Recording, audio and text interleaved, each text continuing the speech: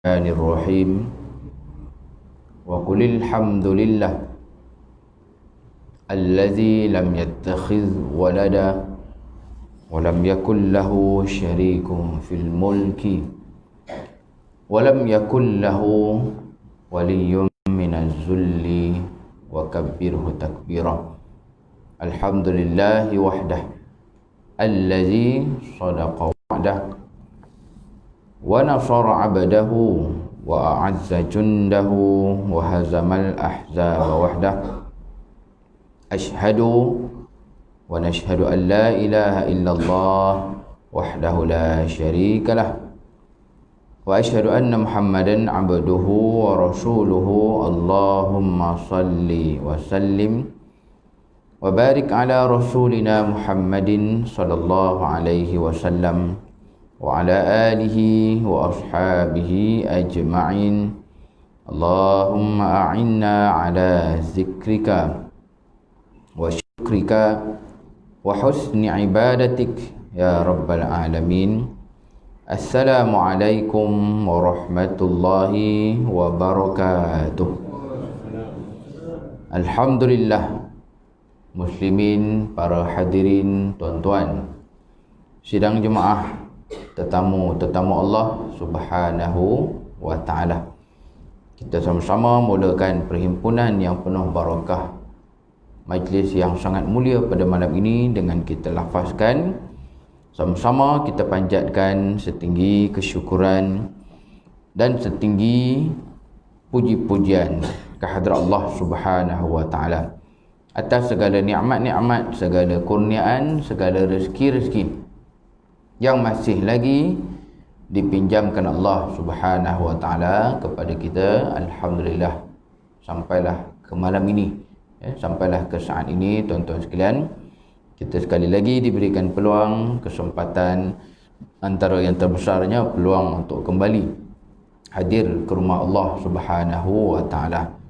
Peluang yang sekarang ni masih lagi belum terbuka kepada semua umat Islam, kerana walaupun jumlahnya dah ramai tapi belum lagi dibenarkan sepenuhnya. Terutamanya tu juga, tuan-tuan sekalian, atas nikmat iman, nikmat Islam, dan tak lupa juga sama-samalah kita bersyukur kepada Allah Ta'ala atas nikmat kesihatan yang masih lagi dipinjamkan, terutama 3 bulan yang berlalu ni, tempoh yang sangat lama sebenarnya. Kalau kita kirakan harinya, kira sendirilah, 30 hari kali 3 bulan lebih kurang. Dan inilah, tuan-tuan sekalian, atas nikmat ini kita bertemu sekali lagi. Yang saya boleh katakan sihat belaka, muka-muka yang biasa ni, pelanggan tetap ni sihat belaka, alhamdulillah. Kadang walaupun begitu, tuan-tuan sekalian, kita tak lupa kepada mereka-mereka yang pergi dalam tempoh 3 bulan ini. Kalau boleh katakan, dia diumpamakan seperti pemergian yang sunyi.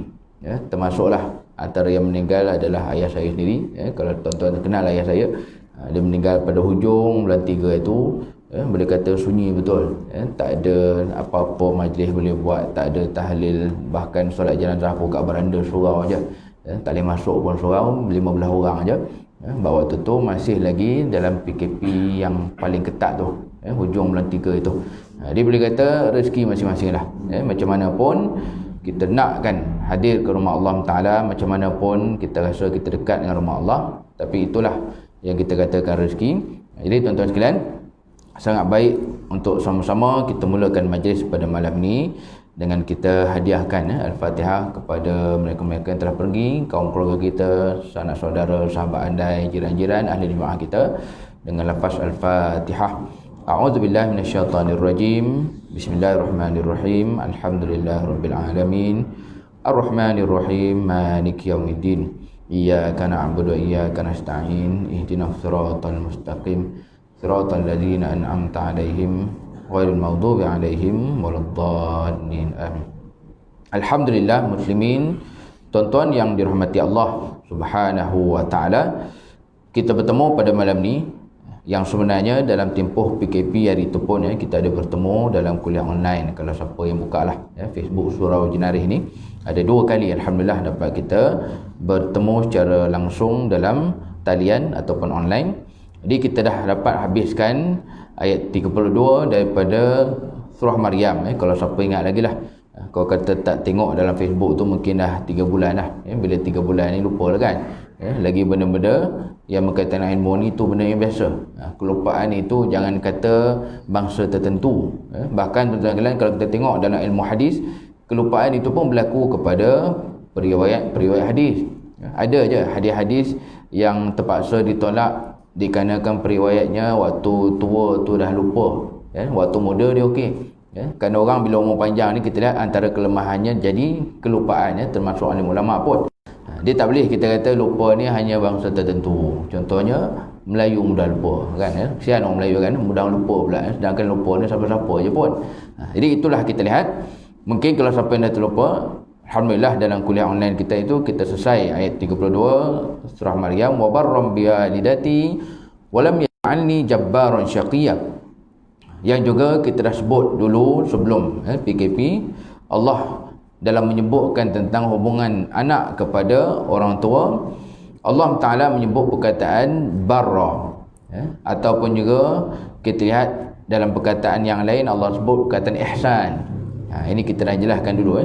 Yang akhirnya maka ketaatan dalam maksud taat, perkataan taat yang memang bahasa Arab tu, ia tak pernah digunakan kepada ibu bapa.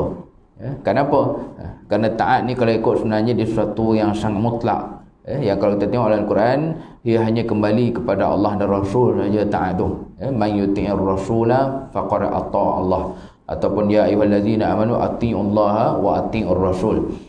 Dalam masa yang sama, selain daripada itu hatta kepada pemerintah. Pemerintah kata Allah wa ulil amri je, dan je.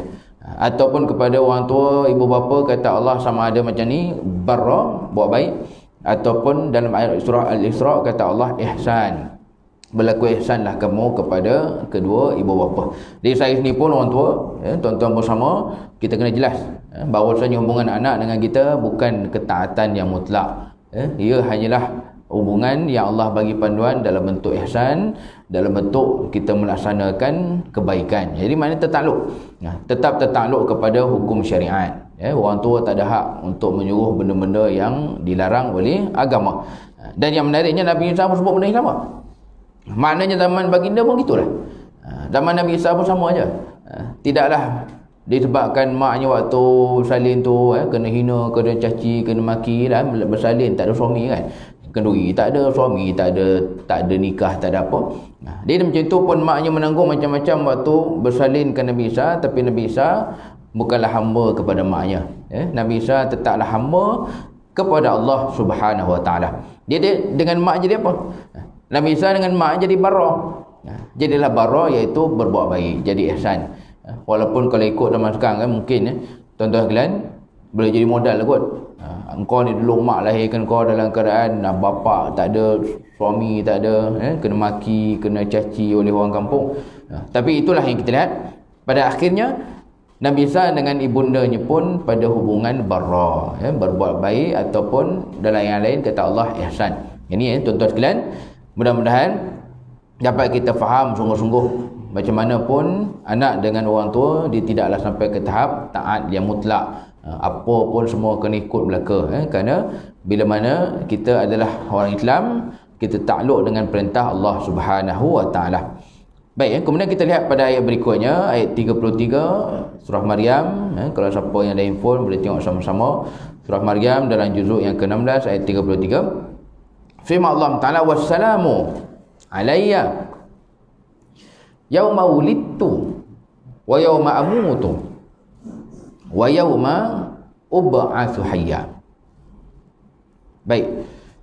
Tuan-tuan yang dirahmati Allah, muslimin sekalian, ayat yang kita bacakan tadi bermaksud wassalamu, dan salam kesejahteraan ataupun salam keselamatan. Alayya, yang maksudnya ke atas diriku, dilimpahkan ke atas diriku. Dia kalau dalam bahasa Arab bila ada ya kat ujung ni maksudnya saya lah. Contoh macam kalau siapa tahu perkataan Arab baitun, baitun rumah, tambah ya ujung baiti, rumah saya. Kalau kata qalamun, pen, kan jadi bahasa Melayu tu kalam. Orang kata kalam, kalam tu asalnya bahasa Arab qalamun, tambah ya kat ujung qalami, pen saya. Dia wassalamu alayya, salam sejahtera dilimpahkan ke atas diriku. Yauma wulidtu, hari aku dilahirkan, wa yauma amutu, dan hari aku dimangkatkan ataupun diwafatkan, wa yauma ub'atsu hayya, dan pada hari nanti aku dibangkitkan semula, dilimpahkan salam kesejahteraan, keselamatan ke atas diriku. Baik tuan-tuan sekalian, ayat ni adalah boleh kata antara ayat penutup yang baginda sebut waktu bila ni, kena ingat baliklah. Kalau siapa ada tengok Quran sekarang boleh tengok balik ayat atas. Ini baginda sebut ketika waktu bayi. Di antara bayi yang bercakap waktu masih baru dilahirkan. Kita dah cerita dulu dalam Al-Quran, dalam dalil ada sebut 2. Kalau siapa tuan-tuan pernah dengar 3 lah, 5 lah, yang dapat saya kesan 2 lah. Satunya Al-Quran sebut, satu lagi hadis sebut. Bayi bercakap, yang satu lagi tu ceritanya boleh tengok dalam surah Al-Buruj, dan Nabi jelaskan. Dalam hadis ada jelaskan kisah bayi itu adalah kisah Ashabul Ukhdud. Dalam surah Al-Buruj, kalau siapa hafal boleh tengok ayat itu. Qutila Ashabul Ukhdud an-nari zatil waqur. Itu satu lagi kisah bayi yang bercakap waktu baru je dilahirkan. Baik, jadi dalam banyak-banyak yang baginda sebut kepada kaumnya waktu ditanya, sebenarnya dia tanya kepada mak, kan, ditanya kepada bondanya, tapi bondanya tunjuk kepada baby je, fa'syar ilaih. Ni hampir dah kita cerita dulu. Lalu ditutup segala apa yang baginda sebut ini dengan katanya, wassalamu alayya yauma wulidtu wa yauma amutu wa yauma ub'atsu hayya. Baik, yang pertama di sini tuan-tuan sekalian, kita nak jelaskan, nak ingatkan balik perkataan salam. Sin lam mim inilah asal kepada sama ada perkataan Islam atau bahasa Melayu selamat ataupun salam dan seumpamanya. Yang mana sin lam mim ini asas dia punya maksud adalah selamat, kesejahteraan, ataupun kita boleh katakan juga jauh daripada bahaya dan seumpamanya. Dia bila begitu, bila maksudnya begitu tuan sekalian, perkataan salam ini adalah perkataan yang tak perlu kita ambil maksud lain. Sebab dulu kalau siapa ingat awal-awal waktu ada WhatsApp dulu, zaman SMS dulu tak ada masalah. Zaman bila awal-awal ada WhatsApp dulu tuan, orang polemikkan perkataan salam. Yang orang kata yang kelakar tu sampai dengan Yahudi mengena, kena panjang-panjang tulis Assalamualaikum, kan. Kalau kata dulu-dulu tu kita tak adalah rajin nak tulis, kan. Dia kalau tulis salam ke assalam ke SLM ke ada yang terjemahkan ini maksudnya sekian-sekian dalam bahasa Yahudi. Dan salam saja maksudnya apa? Lintang pukang, hancur lebur dalam bahasa Yahudi. Dan tahiyah tidak, Yahudi kata gitu, kan. Jadi kita yang jenis mudah gelabah ni dah habis. Forward sana, forward sini. Tulis betul-betul Assalamualaikum. Salam tak boleh, assalam tak boleh, SLM tak boleh, semua tak boleh. Dia tuan-tuan sekalian, dia bila dalam bahasa Arab kita ambil itu je. Lantaklah kalau betul pun dalam bahasa Yahudi itulah masalah dia. Kita ambil yang dalam bahasa Arab, salam itu asalnya kesejahteraan, keselamatan. Dia dari segi hukum, kita boleh katakan ia bukanlah jatuh benda yang haram, makruh pun tidak. Kalau kata kita nak tulis dalam singkatan ataupun pendek, ni cerita dalam WhatsApp lah ni. Kalau kita bercakap, jumpa orang memang Assalamualaikum lah, kan. Ini kita cerita kalau tulis. Dia tidaklah jatuh haram, berdosa ataupun makruh pun tidak. Cuma kalau tanya mana lagi baik lah Ustaz, mestilah lagi baik tulis benar, kan. Itu tak timbul isu dah tu. Lebih afdal, lebih baik tulislah benar. Tapi saya yakin tuan-tuan termasuk yang hadir malam ni pun bila kali tahir tulis penuh, kan. Kadang-kadang setiap bulan tak ada salam-salam pun hantar WhatsApp tu, pakai tulis je. Itu nak bagi tahunya tidaklah menjadi apa-apa kesalahan kalau disingkatkan. Macam saya kadang selalu juga saya tulis assalam je. Kalau kita sampai tujuan tu kita pun tak dapat nak tulis penuh. Jadi itu kita boleh katakan satu faham kita sedang memberi salam. Jadi orang yang baca tu fahamlah. Faham kan, bila tak ditulis penuh. Kerana sebenarnya tuan, menyingkatkan perkataan di dalam bahasa Arab ada. Ini kalau tuan-tuan boleh tengok dalam kitab-kitab, saya tak tahu lah kitab Jawi, tapi kalau kitab Arab ada. Sebahagian kitab Arab bila sampai kepada nama Nabi sallallahu alaihi wasallam, sallallahu alaihi wasallam tu sebenarnya ada singkatan dia. Singkatan ni kalau dalam bahasa Arab ditulis dalam sebahagian kitab ditulis dengan sad lam ain. Sad lam ain tu kadang ulama panggil sad la'am. Dia salam, salanaim. Kalau siapalah terjumpa, kan, kau baca kitab Arab ke kitab kuning ke kitab lama ke, jumpa salanaim tu, itu maksudnya sallallahu alaihi wasallam yang disingkatkan. Kadang sebagian kitab sad terus, kan, sad dalam kurungan, maksudnya sallallahu alaihi wasallam. Lagi pendek, kan. Kalau saya S je, S je bermula kan, titik, orang tengok pelik, dia ni berhal ni S je. Dia dalam kitab biasa je, short je. Nabi short dalam kurungan. Itu menunjukkan pada orang Arab pun ada singkatan-singkatan dalam istilah yang mereka guna. Sama juga dulu saya dah sebut. Perkataan yang jadi banyak nama orang perempuan kita, iaitu perkataan Siti. Siti tu kalau tuan-tuan lihat, ia bukan nama kepada tokoh-tokoh Islam pun. Kalau kita baca dalam sirah, baca dalam Quran, nama Maryam tu tak ada Siti. Ataupun Hawa, ataupun isi Fir'aun, Asyah, isi Nabi Khadijah, Aisyah, ataupun Nabi Fatimah, mana ada Siti? Siti itu adalah gelaran kehormatan yang kita orang Nusantara bagi. Kalau tuan-tuan pergilah jumpa ke mana orang Arab pun tak ada perkataan Siti tu. Dia apa dia Siti tu? Siti itu asalnya kependekan kepada perkataan Sayyidati. Dia Sayyidati panjang jela kan. Sayyidati itu maksudnya tuan saya, ataupun kehormatan saya. Jadi kita orang Nusantara pendekkan jadi Siti. Di Siti tuan-tuan sekalian, sebenarnya kita lah yang bagi nama tu sebagai gelaran kehormatan. Memang tak ada. Kalau tuan-tuan tengok surah Maryam pun mana ada nama surah Siti Maryam. Ni yang kita tengah bincang ni, tuan-tuan tengok tu tak ada berkata Siti tu. Yang adanya dipanggil surah Maryam. Sama juga isteri-isteri Nabi SAW, keluarga baginda, tiada yang disebut dengan perkataan Siti. Baik, jadi jelas. Kalau tanya mana lebih baik, tulislah penuh. Tapi kalau kita nak ganti dengan singkatan SLM, Assalam, tak ada masalah. Biarlah bahasa lain apa ke maksud dia, terjun bangunan ke apa benda ke, biar dia lah. Kita ambil bahasa Arab, iaitu maksudnya keselamatan, kesejahteraan. Jadi simbol. Jadi orang yang baca fahamlah dia tentang bagi salam. Yang mana ia bukanlah sesuatu yang perlu dipanjang-panjangkan dia punya persoalannya. Baik, kemudian yang kedua, tuan-tuan rahmati Allah Subhanahu Wa Taala, yang menariknya baginda bila menyebutkan wassalamu, kesejahteraan, keselamatan dan sebagainya, ia disebutkan dalam suatu tafsir, antara tafsir Al-Wasit. Beliau menegaskan bagaimana assalam yang disebut oleh baginda ini ada pembuktian betapa baginda adalah makhluk Allah Subhanahu Wa Taala. Kenapa makhluk pula?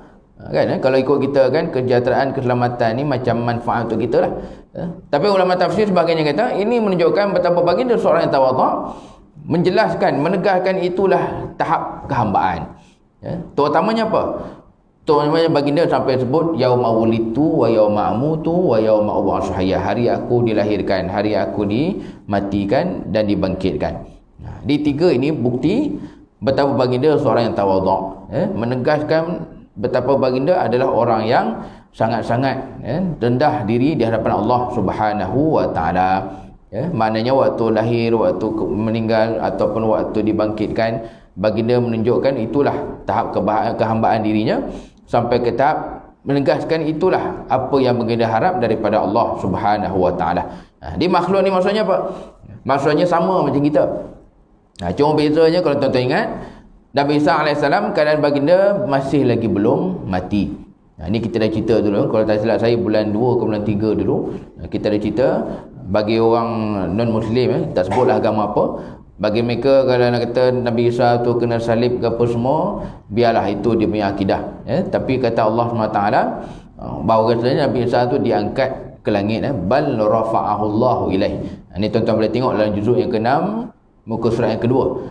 Di Nabi Isa naik ke langit itu bukan riwayat, bukan hikayat, tapi Quran sebut. Quran ni sebut bal rafa'ahu Allah. Bal ni maksudnya bahkan sesungguhnya diangkatlah Nabi Isa tu ke sisi Allah Subhanahu Wa Taala. Di maknanya walaupun belum lagi wafat, dalam hadis pula sebut akan turun balik pula menjelang kiamat, tapi baginda dah menegaskan betapa baginda orang yang mengharapkan keselamatan dan penjagaan daripada Allah Ta'ala pada saat matinya nanti. Pada saat bangkitnya pun nanti pun sama juga. Jadi untuk kita apatah lagi lah. Kalau kata tuan-tuan sekalian, saya di depan ni pun sama aja. Kita ni Nabi, tidak Rasul, bukan wali Allah pun jauh juga. Dalam masa yang lama kita lah juga manusia yang sangat patut untuk banyak memohonkan penjagaan, perlindungan daripada Allah Subhanahu Wa Ta'ala. Dengan perkataan salam, contoh yang disebut oleh Nabi Allah Isa alaihissalam. Ini yang kedua, tahap kehambaan tu dijelaskan sungguh-sungguh, dizahirkan sungguh-sungguh. Aku ni walaupun lahir tanpa ayah, lahir dalam keadaan datang macam tu je, dicampakkan benih oleh malaikat. Dalam masa yang sama tetaplah baginda tidak merasakan dirinya besar. Kalau macam kita kan mungkin boleh jadi modal kot, berbangga dengan orang lain, aku lebih daripada kamu apa, aku gini, kamu lain. Tapi itu tak menjadi masalah dan juga tidak menjadi alasan untuk baginda berbangga dan membesar dirinya di hadapan Allah Subhanahu wa taala. Jadi yang kedua ni tuan-tuan sekalian, juga menariknya ulama sebahagiannya menyebutkan ini juga adalah satu petunjuk itulah orang yang beriman. Orang beriman dia bukan cerita dan bukan ingat hidup je. Bahkan orang beriman mereka akan ada dalam fikirannya sentiasa tentang kematian, tentang alam selepas mati. Yang disebut oleh Nabi Isa, wa yauma ub'asu, hari yang nantinya aku dibangkitkan semula oleh Allah Subhanahu wa taala.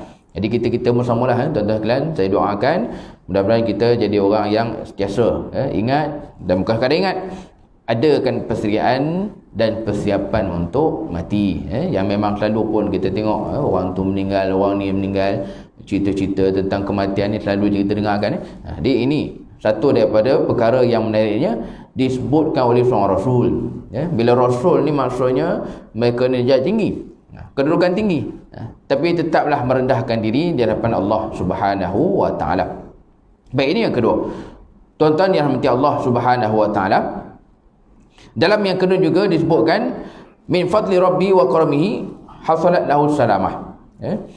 Dan juga sekaligus menegaskan fahazi mu'jizatun azimatun wa burhanun bahirah. Ini sekaligus menunjukkan satu mukjizat ke atas Nabi Isa AS, iaitu dari segi penjagaan daripada Allah Subhanahu wa taala. Jadi mukjizat ni tak perlu sebutkan, kita tahu belakalah. Mukjizat ni hanya rasul-rasul yang ada, tak ada pada kita. Nanti saya akan jelaskan nombor 3 mengapa itu pula yang diperolehi oleh Nabi Isa AS. Baik, selesai. Nombor 3, nombor 2 ini bila baginda menegaskan betapa rendah dan tawaduknya baginda di hadapan Allah Subhanahu wa taala. Kemudian yang ketiga, tuan-tuan yang berhati Allah, dalam tafsir As-Sa'di, Al-Syekh Al-Imam As-Sa'di antara ulama zaman kita juga sebenarnya, cuma dia awal sikit.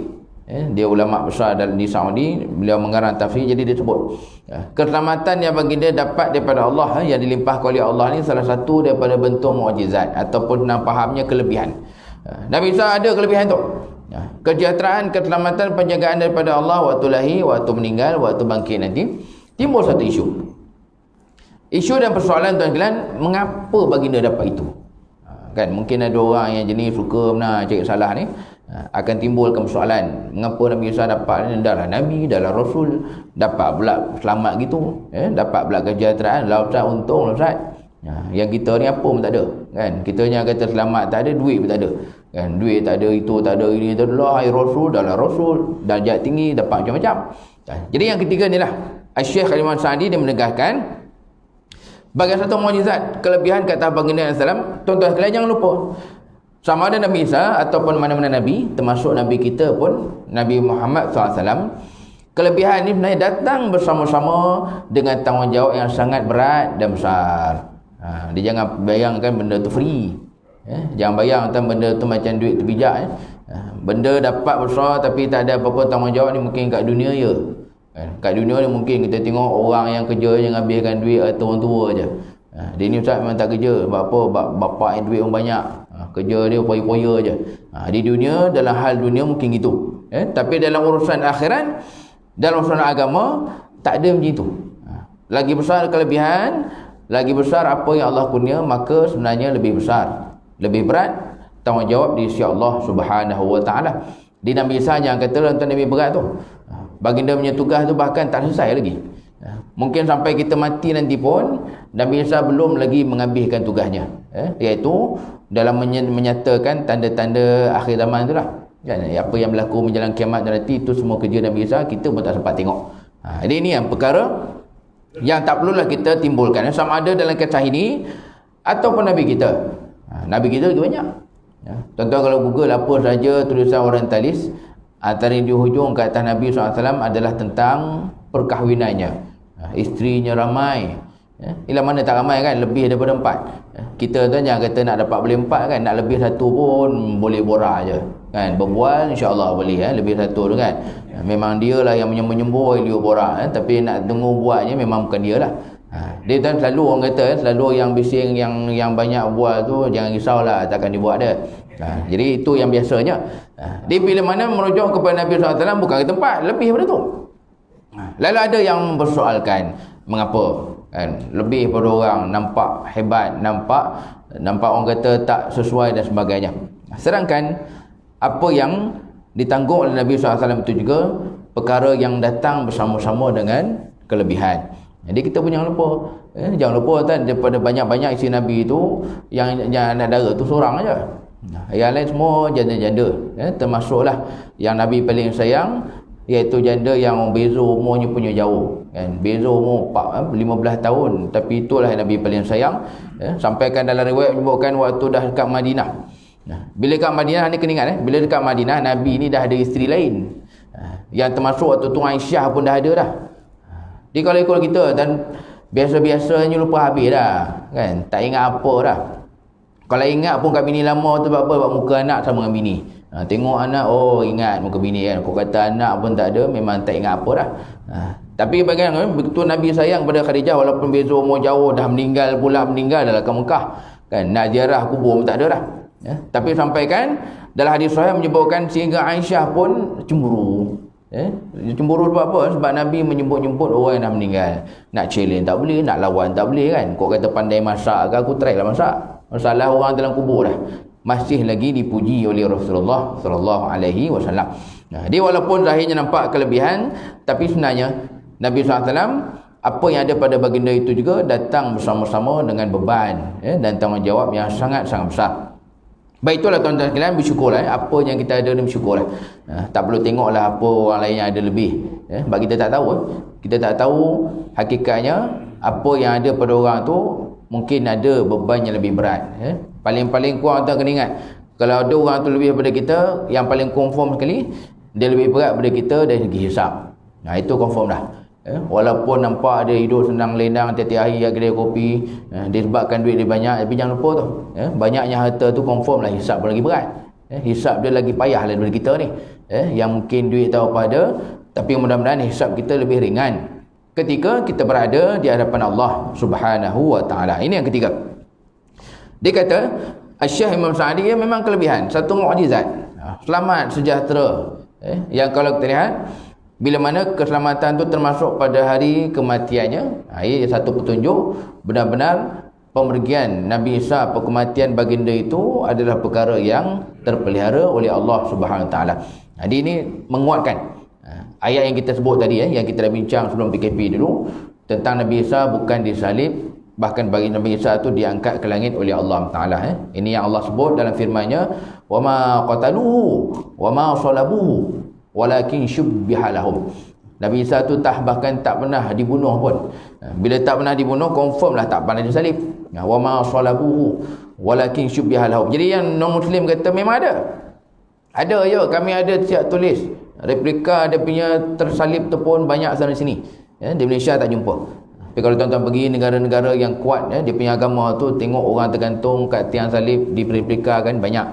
Di pada mereka ada. Jadi yang ada tu apa kata Allah? Yang memang ada berlaku tu walakin syubbiha lahum. Tapi yang berlaku tu sebenarnya diserupakan mukanya. Bukan Nabi Isa yang tergantung tu. Yang tergantung di salib itu adalah orang yang diserupakan wajahnya. Jadi Nabi Isa tu di mana? Nabi Isa tu sedang berada di sisi Allah Subhanahu Wa Taala. Baik, ini yang ketiga. Tuan-tuan seperti Allah, satu daripada perkara yang kita ambil tadi berkaitan dengan kelebihan. Di kelebihan, kalau orang beriman, ia tidak mendatangkan apa-apa melainkan lebih juga bertanggungjawabnya, lebih juga dia punya beban yang ditanggung. Baik, kemudian yang keempat ataupun yang terakhir daripada ayat 33 ini, bagaimana baginda menegaskan tentang wa yauma ub'atsu hayya, ataupun juga aku dilimpahkan kesejahteraan pada hari nanti aku dibangkitkan dalam keadaan hidup oleh Allah Subhanahu Wa Taala. Baik, tuan-tuan dan puan-puan Allah, pada pengajaran keempat daripada ayat ini, ia juga satu daripada apa yang menjadi akidah ataupun tauhid kita, ataupun senang ceritanya rukun iman. 6 kan? Rukun iman Kalau yang kelima tu beriman kepada hari akhirat. Dia hari akhirat dan kalau kita baca ini, dia menegaskan betapa akidah kita ni sama. Macam mana kita beriman macam itu dalam Isa pun. Ya, kena ingat Nabi Isa ni sebelum zaman Nabi Muhammad lagi. Bila sebelum zaman Nabi Muhammad SAW, maknanya zaman lain. Dia punya kitab pun lain. Nabi Isa tu Injil. Nabi Muhammad SAW ataupun kita kitabnya Al-Quran. Tapi yang menariknya, dalam keadaan zaman berbeza, kitab pun lain, tapi apa yang menjadi akidah dan keimanan Nabi Isa tu sama seperti apa yang kita imani. Kalau di sini ada pengajian tauhid macam tu lah pun. Itulah yang kita beriman daripada kecil sampailah ke sekarang ni. Kita beriman salah satunya adanya hari akhirat, pembalasan, kebangkitan semula dan sebagainya. Ini menegaskan tuan-tuan sekalian, orang beriman daripada dulu-dululah. Kalau kisah ni Nabi Isa sampai sekarang, sampai zaman kita ni, adalah orang-orang yang sepatutnya kita punya sasaran dan matlamat tu jauh. Jauh sepatutnya. Dia kalau kata sepatutnya kita buat perbandingan, kita dengan non-Muslim lebih jauh lagi fikiran kita. Sebab orang yang tak ada iman kan, pada dia habis kat dunia je lah. Kan? Itu yang berhabis sungguh-sungguh untuk dunia. Kalau tuan-tuan pergi ataupun lalu ke arah selatan kan, kat Nilai tu, dulu waktu mula buat tu saya pun tak pernah jumpa ada yang macam tu. Kita dah fikirlah apa padang goh ke kat tepi highway pelah ni. Kat Nilai tu kan, tengok lawa cantik padang, apa lama baru tahu tanah kubur orang kaya punya. Punya mahal kan. Saya pernah tengok dia punya iklan tu, kalau lubang kubur tu harga lain. Dia punya keranda harga lain pula. Keranda saja tu harga 5 lebih lah. Lubang kubur dia lain lah harganya. Bila lubang kubur harga lain, bila lagi tinggi lagi lain pula. Kan tak ada gitu kan. Lagi atas bukit kubur tu lagi mahal. Tak tahu lah apa dia punya kepercayaan dia. Jadi bayangkan tempat yang punya cantik gitu, apa yang mereka pegang adalah semuanya habis kat dunia. Jika datang mungkin ada yang satu lubang kubur mungkin semua total 50,000 lah kot. Jadi betul orang kata nak waktu hidup pun susah, nak mati ada lagi susah. Kan? Sebab apa? Berhabis untuk kematian. Itulah kita boleh jumpa kat Nilai itulah. Sekarang pun dah makin banyak dah. Dan itulah tuan-tuan sekalian, dalam apa yang kita sebutkan di sini, maka adanya kebangkitan semula, ia bahkan apa yang disebut oleh Rasul-Rasul sebelum daripada Rasulullah SAW. Ini antara contohnya lah. Boleh kita tengok lagi dalam ayat yang lain ada disebutkan lagi bagaimana adanya kehidupan selepas daripada kematian, adanya alam-alam yang seterusnya, yang juga adalah apa yang sudah menjadi keimanan orang-orang sebelum daripada kita, sebelum daripada umat Nabi Muhammad SAW. Jadi yang keempat ini tuan-tuan sekalian, macam saya sebut di awal tadi, sekaligus menjelaskan itulah apa yang menjadi pegangan dan juga kekuatan kita dalam berhadapan dengan apa sahaja. Saya bagi contoh waktu Covid itu. Kalau tuan-tuan mungkin siapa yang adalah berjumpa dengan orang-orang yang terapak ke mana-mana dan sebagainya, saya boleh kata antara ujian ataupun kesusahan manusia ni, janganlah kita bayang sampai sekarang ni hanyalah duit je. Kesusahan manusia ni hanyalah dari segi kesihatan je, tak sihat ataupun duit tak ada dan sebagainya. Menjak daripada PKP itu, saya boleh kata antara benda yang orang baru terperasan, salah satunya adalah masalah kejiwaan. Sebab itu jadi viral. Jadi viral bulan lepas kalau tak silap, seorang artis yang terkenal juga, hero Malaysia lah, hero Malaya kita, tapi dia belum kahwin, belum ada apa lagi. Rupanya dia jadi antara orang yang hampir-hampir mendapat gangguan perasaan dah. Jadi depresi dia. Sebab dia berada di rumah sepanjang PKP dalam keadaan dia belum kahwin, anak tak ada, bini tak ada, nak ziarah mak tak boleh. Dikir dia agak viral juga itu, sampai kan akhir dia minta suruh doktor, dan akhirnya surat tu dibenarkan untuk dia balik kampung jumpa mak dia. Jadi tuan, kita boleh anggap yang anak ramai, cucu ramai kan pada kita lah iPhone, salah perasaan gitu kan, banyak benda boleh buat. Kalau kita seorang-seorang bukan buat ada benda apa pun. Tapi kita boleh kata ada orang yang itulah dia punya masalah dia. Dalam masa yang sama ini apa yang kita sebutkan tadi, maka untuk orang yang beriman, mudah-mudahan kekuatan pada jiwa kita menjadikan kita manusia-manusia yang tidak terjebak dalam perkara-perkara yang dimurkai oleh Allah Subhanahu Wa Taala. Fikirlah bahawasanya ada kehidupan selepas daripada mati. Fikirlah bahawasanya ada kehidupan selepas daripada alam kubur dan sebagainya. Ini yang keempat, yang mana bahkan disebutkan juga oleh Nabi Allah Isa AS tentang keadaan yang menjadi keimanan dan pegangan orang-orang yang beriman kepada Allah Subhanahu Wa Taala. Kemudian yang terakhir tuan sekalian, kita tengah PKPP ni kan, kita berhenti dalam SOP-nya sebelum daripada isyak. Yang terakhir juga disebutkan di sini bagaimana keadaan yang disebut oleh baginda ini sebagai satu burhan. Burhan ni sebenarnya satu daripada nama yang popular juga di kalangan Melayu. Yang selalu kita panggil burhan. Satu klinik yang terkenal pun di Kajang ni nama tu gitu juga kan, klinik burhan lah. Di burhan ni maksudnya apa? Maksudnya satu bukti yang sangat nyata, sangat jelas. Dia bukan bukti je. Dia istilahnya kalau orang kata seperti siang hari di tengah panas terik gitulah. Tak patut kalau tak tahu. Dia bila disebutkan begini, ia satu burhan, satu bukti yang sangat nyata, sekaligus menunjukkan kepada kita tuan sekalian, itulah kehormatan dan kemuliaan yang Allah kurniakan kepada para nabi dan juga rasul-rasul. Sebab keadaan nabi dan rasul ni satu perkara yang saya nak ingatkan, ia mungkin antara apa yang banyak orang kita terlepas pandang. Saya sebut bagi contoh tuan-tuan sekalian, kita kalau orang Melayu di Malaysia ni kadang ada sebahagiannya tak terasa apa bila disebutkan Nabi Muhammad SAW. Nabi lain yang cakap kan, Nabi Musa ke Nabi apa, Allah itu orang yang dah lama meninggal lah. Jadi itu yang akhirnya menjadi masalah, bila mana kita akhirnya menjadi orang yang kadang-kadang dikhawatiri membesarkan sesuatu ataupun manusia-manusia yang bukan Nabi dan Rasul. Jadi tak ada masalah kalau kita minat kepada Syekh sekian, Maulana sekian, Tuan Guru sekian, tapi jangan sampai sampai kita bila disebutkan tentang Nabi dan Rasul tak terasa apa dalam diri kita. Itu masalahnya. Lagi-lagi bila Nabi kita sendiri, bila sebutkan Nabi Muhammad SAW, mengantuk siap kan, siap menguap lagi sebut nama Nabi. Tapi yang kita bimbangkan, ia bahkan berlaku terbalik. Bila sebut nama orang tu, sebut nama fulan ni, nama sebut syekh itu Maulana sekian, rasa meremang belum kan, rasa macam naik syekh je. Sebab apa, ni tu ayah saya ni, ada yang gitu, dia yang gini. Sedangkan hakikatnya Nabi-Nabi dan Rasul-Rasul itu adalah manusia yang lebih tinggi kehormatan dan kemuliaannya di sisi Allah Subhanahu wa taala.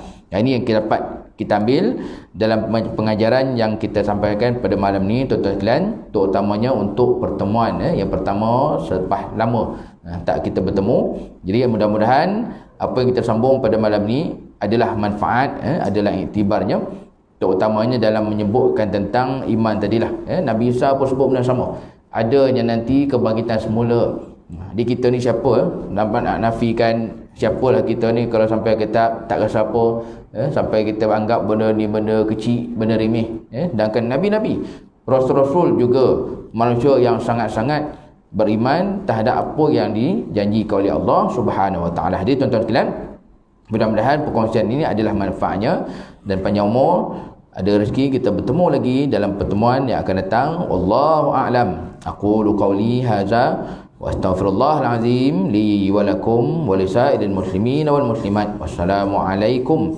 warahmatullahi wabarakatuh. A'udzu billahi minasyaitonir rajim. Bismillahirrahmanirrahim. Alhamdulillah, salatan wa salaman ala Rasulillah. Allahumma ja'alna minal ladzina yastami'una al-qawla fayattabi'una ahsanah. Sallallahu alaihi wasallam Muhammad walhamdulillahi rabbil alamin.